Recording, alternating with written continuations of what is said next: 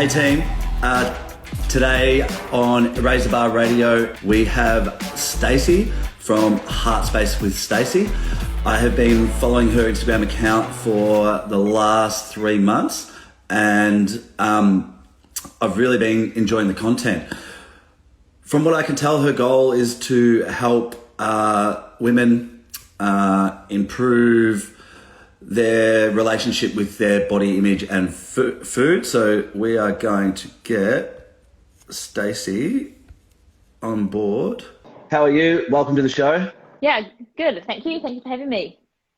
Yeah, it's an absolute pleasure. So before you jumped on live, I tried to do a bit of an introduction, but yeah, I've only really been following along for a few months, so I probably don't have a great understanding of what it is that you do, but I know I'm very intrigued and I'm very excited about today's conversation. So can you please give us an intro, who you are and what your business does and how you help people? Yeah, awesome. So to get to where I am now, I might start with, I guess, my background to get to the present day. So I grew up a really active kid. I was always involved in sport and played hockey quite competitively. Made New Zealand development squad when I was younger.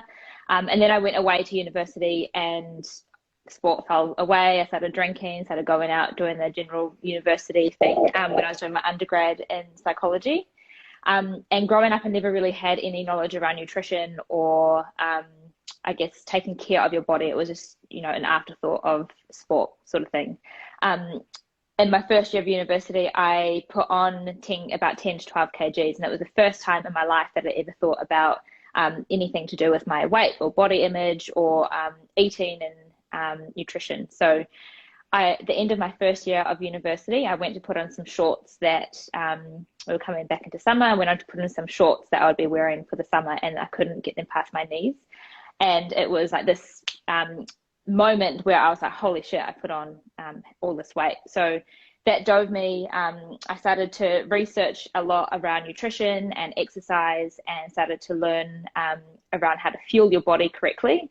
But what I was reading was a lot of bodybuilders' diet plans and how they exercise. So I started to adopt a bodybuilder mentality of training and exercise, and I was looking up to a lot of women on Instagram, or actually I don't even know if Instagram was around at that stage, but bodybuilding.com was like my go-to. It was like bookmarked on my internet, and I'd read all of the new articles and was essentially adopting like a bodybuilder lifestyle without doing that as a sport. And so I dropped a lot of weight very quickly. I was very obsessed with my body, obsessed with training, obsessed with how I looked, and it just became really all-consuming for me. For about 5 to 6 years, I also lost my period or menstrual cycle. Don't really know if you want to go into that too much, but no, absolutely. Well, yeah, we've done a whole episode on menstrual cycles, so awesome. yeah. Let's dive into wherever we go. Yeah, cool. So hormonal profile was all out of whack, and for about 5 to 6 years, all I focused on was like losing weight, my body image, how I looked. During that time, I was also studying my master's in health psychology, and so although that was very consuming and took a lot of mental strength, I didn't have that mental capacity to really give it everything because all I could focus on was how I looked. And I was also underfeeding myself quite significantly. So I was at the peak, I was exercising like 3 hours a day and eating 1,200 calories and just really underfueling my body. So was at a really bad place mentally and physically. I didn't have any self-confidence, and my life was revolving around food and the gym, essentially. And then one day I was just quite interested, and I was like, wondered what I was actually doing physically to my body. So I decided to go and see an endocrinologist to see what sort of impact that had. And she essentially told me at 22 years old, I had the hormonal profile of a menopausal woman. So I was in menopause, essentially. I had osteopenia in my spine. I wouldn't be able to have children if I didn't get my period back. And I was at risk of developing all of these different cancers because I didn't have the hormones that were operating properly. And I also had a problem with my pituitary gland, which is to do with the hormones. So many things. And that was a real light bulb moment for me. So I went all in and try in recovery. I reduced my exercise to 3 times a week, and I wasn't allowed in the gym for longer than 30 minutes. And it wasn't like a go into the gym and kill yourself for 30 minutes. It was literally like you're allowed to lift some weight, but if you're getting your heart rate up too high and you're having really strenuous exercise, it's going to be counterintuitive. So for about 3 to 6 months, I really reduced my exercise. I started mindfulness and yoga, and took up meditation as well, which I absolutely hated at the start. Forced myself to go to yoga, forced myself to do meditation. And eventually it's actually become something that I do daily and that I find that I need. And so my recovery journey took probably about 2 years of all in, getting my period back. So reduced exercise, mindfulness, and really working on my mindset and the way that I viewed my body. Because it was all consuming, it started to take away from my relationships as well. So I was such an irritable, horrible person to be around because I had energy. All I could think about was the gym. And so it was starting to repair those relationships and realize that I was a lot more myself. And when I'm in a fed state, I'm a lot nicer, happier person, and starting to, I guess, bring these elements of life back into my life rather than just focusing on my body and what I was eating. And from that, I also have now started my own business where I coach women with body image and relationship with food and their mindset around that. I just wanted to jump in just before we get into the business. What was the rock bottom, or what was like the flashpoint? Was it the actual consultation itself where you had that realization that, oh man, like I'm at a huge risk of a lot of my health is at a huge risk? Or what made you seek out that consultation and inspire, like, because it sounds like you've gone from really, really bad to all of a sudden really, really good habits. So how did that change happen? So first of all, it wasn't all of a sudden. It was, and I can get into that in a second, but there were a lot of things that were adding on top of each other. So my skin, without, I was losing, obviously didn't have my menstrual cycle, but my skin was really, really dry. My hair was brittle. I had absolutely no sex drive. I didn't want to be around people. I was just not feeling myself. And I started to realize that the behaviors that I was doing weren't normal, and I was pushing people away from me. And so it was all of these little things that started to add up that I started to think, this probably isn't normal, and this is not the way that I want to be living my life.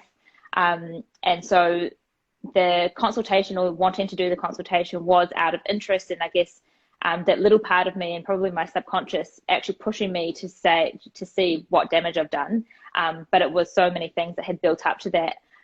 One of the things also was I was doing I was studying to be a clinical health psychologist, and this was in the peak of my disordered eating, and working in that sort of environment and in a hospital with people with mental health issues or other physical medical issues, I couldn't give them any of my focus or attention because I didn't have any mental capacity to give them. And it was absolutely draining myself and on my life. And it was a career path that I thought I had wanted for my whole life. And suddenly I was at this point where I was like, I absolutely hate this.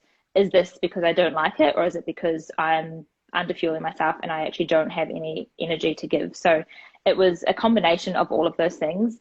The actual moment that made me really dive into recovery was that consultation and the results of what I was actually doing to my body. And it wasn't at that point, I really didn't want to gain weight. I was still in a mindset of, I don't want to put on weight.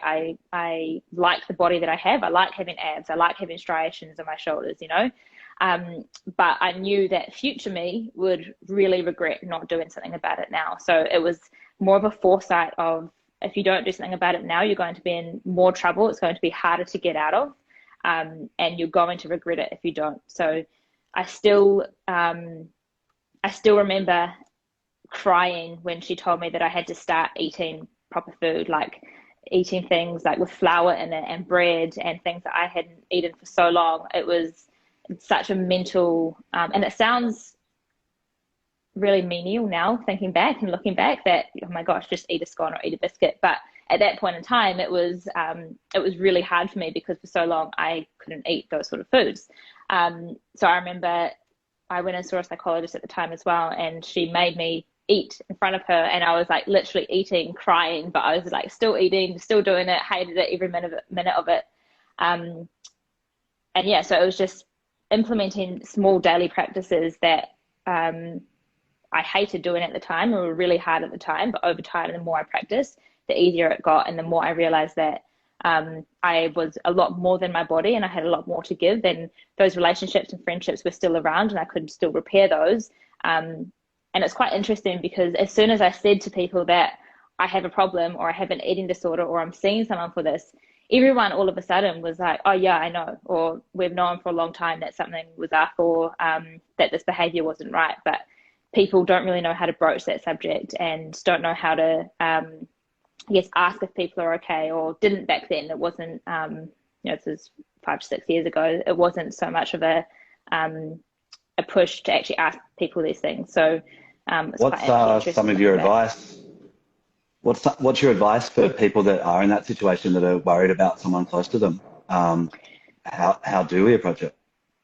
That's a very good question, and I work with people around this as well. So approaching it from a place of empathy, and not coming at them to give advice. So a lot of the time when people are in this situation, or people say that they are struggling or they need help, we automatically go into, okay, how can I help this person? We go into wanting to fix them. And a lot of the time they don't want to be fixed. They want to be supported. They want to be listened to.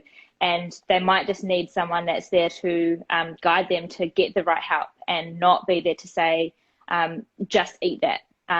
If someone does have an eating disorder, it's not easy for them to just eat. And if it was that easy, they wouldn't have an eating disorder to start off with. So being there as a support, asking how they can help is really big as well. So, saying, I'm worried about you, and this is what I've noticed. How can I help you? What support do you need? What can I give you? Rather than pushing your own opinions onto them, is probably the easiest way to get their buy-in and to get their support as well, and to know that you are a trusted person that they can come to when they are ready for that help. Right. Thanks for the advice. It's very good. So can you lead us into, I guess, your business now, and how you're helping people? I mean, it's becoming very clear on the reason why. It seems like the business that you're developing is very personal to you. And I mean, going through that experience has obviously given you a lot of drive to be able to help other people. So, when did you start creating the business? What were you doing beforehand? Yeah, so I had an idea to start a business for about 5 years before I actually started it. And last year in COVID, I ran out of excuses. So I was like, screw it, I'm just going to start it, put it into the world, see what happens. So I think I launched only in September last year. So it's really early days. I'm still building it, and it's still, a huge learning curve with anyone starting a business. And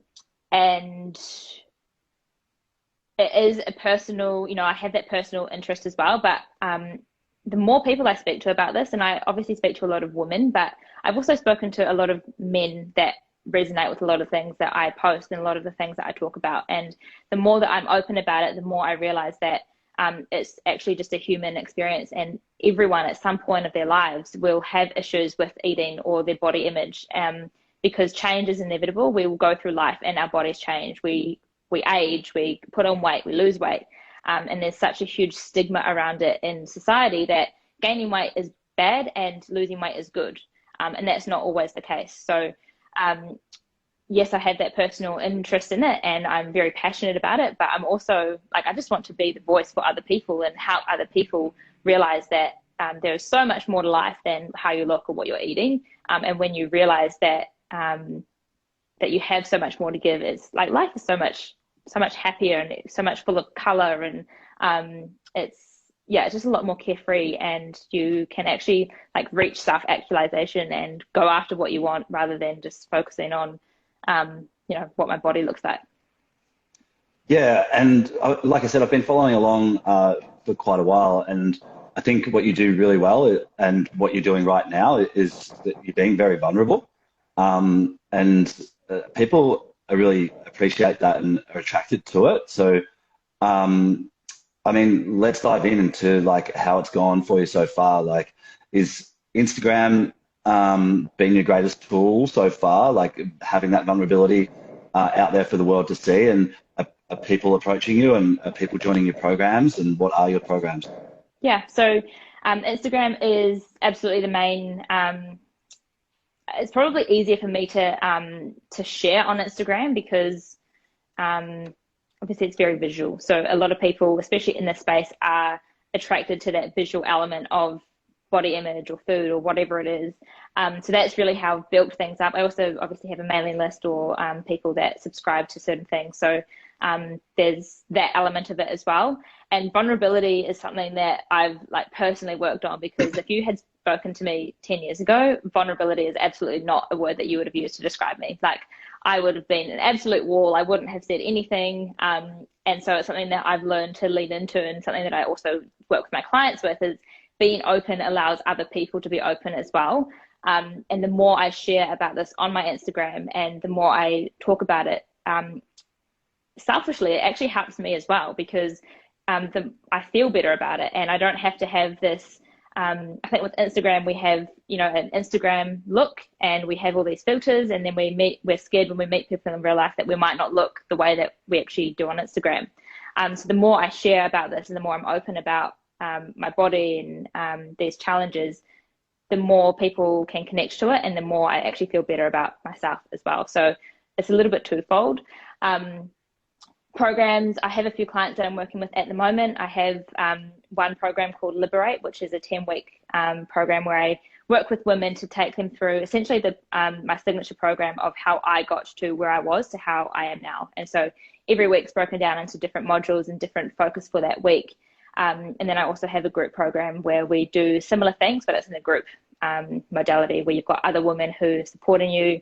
I find with this thing that community is a huge aspect, and having people on the same journey or other people that you can share your challenges or struggles with and also your wins with is really empowering and really, I guess, like helps with those results, because you're on the same journey with someone else rather than feeling like you're alone doing it. It's really great having those calls, but then after a Zoom call or after a call with me or your coach, you go away into your world and it's like, oh, I'm learning all these amazing things and I'm implementing these amazing things, but everyone around me is still the same and I'm still hearing the same conversations. So with a community of like-minded women, it's kind of that added element that can boost that morale and improve those results, which is really cool to see too. Okay, so your individual program, you're doing Zoom calls, you're also helping them through, I guess, an education portal as well, and then you have a group or a community altogether. So how did you learn and then build out these systems, and what are those systems that you are using to be able to facilitate the great work that you're doing?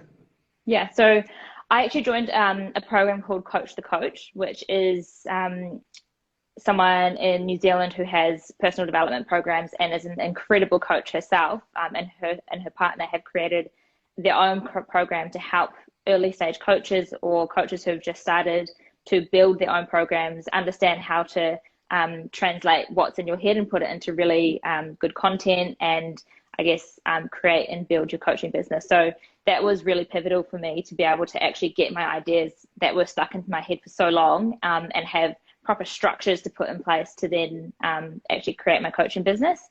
And that has given me like knowledge that I can take into any time I want to build a new program or release something. I use that knowledge and those structures. So that was the one thing that probably helped me the most. Did that answer your question? Is that what you were? Yeah, I think it did. I might just add to the question, setting like for potential coaches and going through that startup of building out your systems and I guess the client journey. What is one piece of advice and what is a challenge that you found? Putting all that together. One of the main challenges was probably putting it into like breaking it down into actionable insights. How do I want to say this?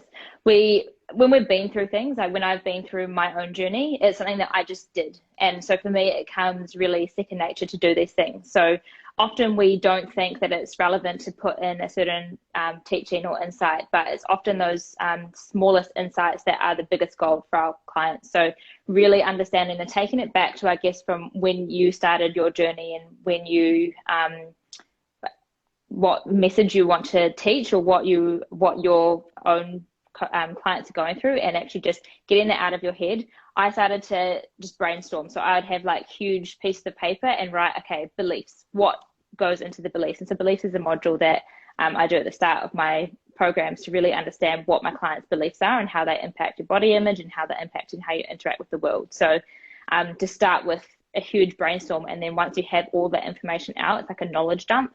You just go and create. I do it through videos, so I'd create a video to explain the beliefs, might do a presentation that they'd watch, and then create it into easy downloadable workbooks where there's like reflection questions and there's actions where they have to go out into the world and start implementing the learnings that they're doing. So I guess there's a few different modalities of having those training sessions and then having that workbook that's easy for them to digest, where they can get more insight, and then there's actually ways that they can implement that and then integrate that into their lives. So breaking it down into those small steps. It sounds amazing.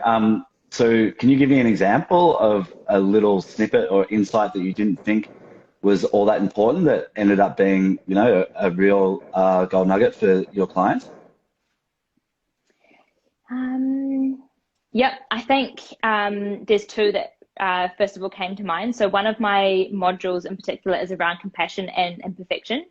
And so for me, when you're going through body image, compassion to yourself is like a given. You have to just be compassionate and understand that there's going to be changes and accept yourself for who you are and how you are.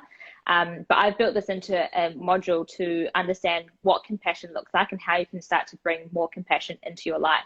And so that also comes in with a comparison and understanding that the gifts of imperfection. So that was one. And another one was mindfulness. And so mindfulness sounds, a lot of people, when you say mindfulness, think of like structured meditation or sitting down and being like Yoda. But mindfulness for me, and especially from a lot of the clients that I work with, is literally just going about your day, and you could be walking to work or walking to the train or whatever it is, and noticing the color of the trees and looking up and noticing the sounds around. And that brings you out of your head that is often focused on how you're looking or how you're feeling or criticizing yourself, into the amazingness that's around you at the moment. So those are probably two really key things that for me are just second nature, and I don't really think to often mention, but have actually been really pivotal and like a key to actually getting through this that journey. That's great. In my learnings, in my portal, gratitude is my very first module, and mindfulness is number 2. Awesome.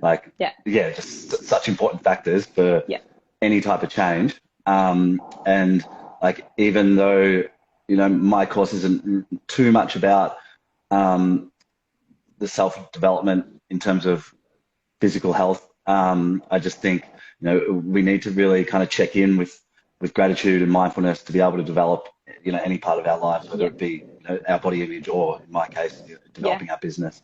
So that's awesome to hear. Yeah. And I think a lot of the things, clients come to me because they have issues with body image or relationship with food, or they want to improve their self-confidence. So it starts with that. But, mindfulness, compassion, and imperfection, everything that they're learning is applicable to every single area of their life. So yes, it starts with body image and relationship with self, but it also stems to relationships with other people and how they're showing up at work and having self-confidence to stand up for themselves in their career. A client that I worked with last year came to me for body image issues, and she ended up asking her boss for a pay rise and negotiating working a 4-day week with the same amount of money. And because she developed these tools that are applicable to in so many other areas of your life. So that was really cool to see as well. Yeah, that sounds awesome. What's a normal day in the life for you at the moment? Like, I'd imagine most days are quite different, Yeah. because I guess I'm just assuming here, but I guess, you're helping, you're in a stage of development and you want to be working with more people. Hmm. So I assume that you're trying to get out lots of content into the world.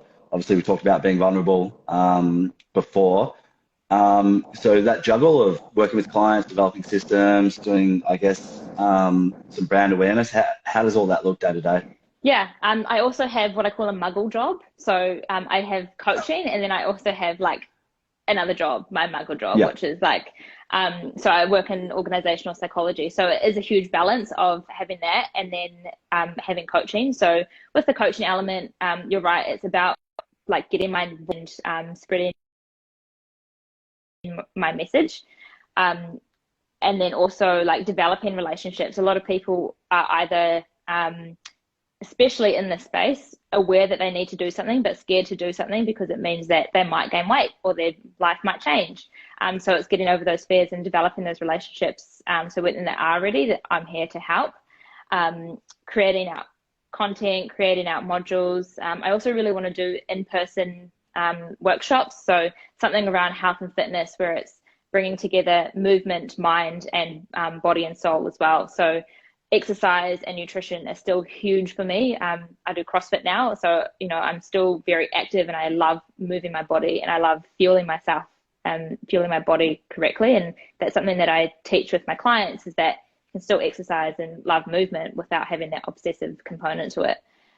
So I'd love to get into doing in-person workshops that include like mindfulness, exercise, and also like a self-love element to that as well. So a lot of it is ideas that I'm putting into practice and getting my voice out there at the moment to get more clients and spread the word and help as many people as I can. yeah. A big subject that I talked about on my last podcast was making that move from, relying on the income from the muggle job, Yeah. and transitioning over. Is that a goal for you? And how do you see that Yeah. playing out? Yeah, good question. I love my muggle job, but at the same time, every time I work with a client or I hear their wins, I'm like, oh my gosh, I want to be doing this. Like I want to be doing this full time. It's that sort of job that you don't even like. I would do it if I wasn't paid, Like sometimes I'm like, oh my gosh, I can actually get paid. I get paid to do this. So I would love to be full time coaching and creating courses for women. Ideally, my vision is to be doing this full time. I have put a general time limit on that within the next 12 months, but so that's what I'm working towards. Yeah. Yeah, that sounds great. Um, so, are you working full time in your other job? And how much time is Heartspace with Stacey taking up each week? It is full time, but it's very flexible. So it's a global business that's a startup, so I can essentially work when and where I want, which means that I can integrate Heartspace work with my other job. And Heartspace, I also do at night as well. So a lot of coaching calls will be after hours because obviously other people have work. So I'll probably say it's about 10 to 15 hours a week at the moment, sometimes 20 hours a week on top of my muggle job. Yeah. So, yeah, you're in the hustle right now, aren't Yeah. you? So, Yeah. um, yeah, I mean, I talk to my clients, whether that be like PT, yeah, well, PTs getting started or people that are getting into gym ownership, that a startup is pretty much signing a contract to not have work-life balance for a little while. And, although work-life balance is great, if you want to create something bigger than yourself, there's no other choices there. I mean, you have to do the work, and you have to do the hours. It's tough. So, yeah, hearing that, I hope that, you find more balance soon. But yeah, I think that's just what needs to be done at the moment. Is that right? Yeah, absolutely. And I don't feel like when I do heart space work, I don't feel like it's work. Like I genuinely enjoy doing it. I genuinely enjoy um, coaching and creating this content and building out modules because it's it's just second nature to me, and I absolutely love it. So yeah, there's not much work-life balance at the moment, but you're right. I have a vision, and I know that if I stick to it and if I do what needs to be done, then I can absolutely get there. So I'm seeing it as a bit short-term. I'm lucky that I have incredibly supportive people around me who know that I'm not always going to be going out, and I have to sometimes miss out on certain events or certain things because I am working or I have a call. And so that's really helpful as well. Also sharing that vision with them as to why I'm doing what I'm doing, instead of just saying, no, I can't come, or, I'm working. Actually, sharing that vision and saying, well, this is what I want and this is why I'm doing it and this is why it's important to me. And then they actually really bought into that as well. So I think it's really also helpful to have people along that journey, because I'm sure you're aware as well, sometimes it can get really lonely when you're like working in the weeds, not, you're on Instagram or you see people going out and you're at home working on a Saturday night, which is my choice. So, I'm not complaining about it, but sometimes it can absolutely get, especially when, there's a limitation in clients or you're having a bit of a slow month and you're like, why the hell am I doing this again? So just remembering that and having supportive people around you is, really important. So hopefully it is short term, but I still love what I'm doing anyway. Awesome. Last main question for you. If you could put one message to the world that was slapped on a billboard, what would that message be? Oh, that's a big question. There's so many things. I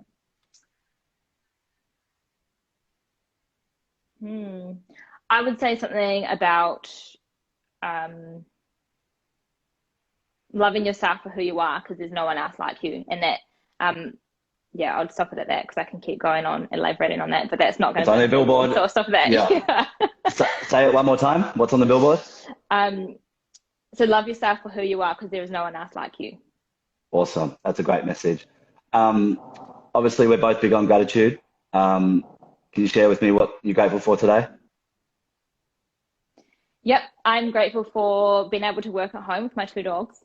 I'll show you my guy just here. Oh, cute. He's not doing much. Ted. Yeah. Okay. No. Oh, he's dead. Yeah. Hello, guys. Yeah. And also for being able to come on this podcast. I love talking to people and getting the message out. So thank you so much. I'm really grateful for that. What about you? What are you grateful for?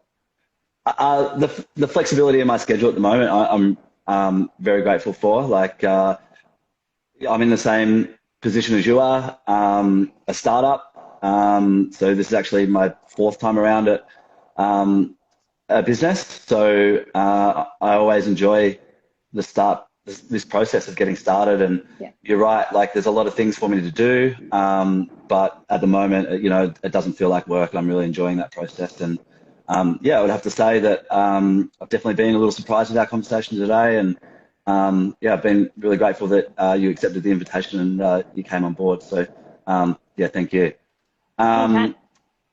Give us all your plugs. So let us know where we can find you, how we can find you, how we can get involved, and just share whatever you would like. Yep. So Heartspace with Stacey is my Instagram. That's really the only place that you can find me at the moment. I do have Facebook, but I don't really use it. So Heartspace with Stacey on Instagram.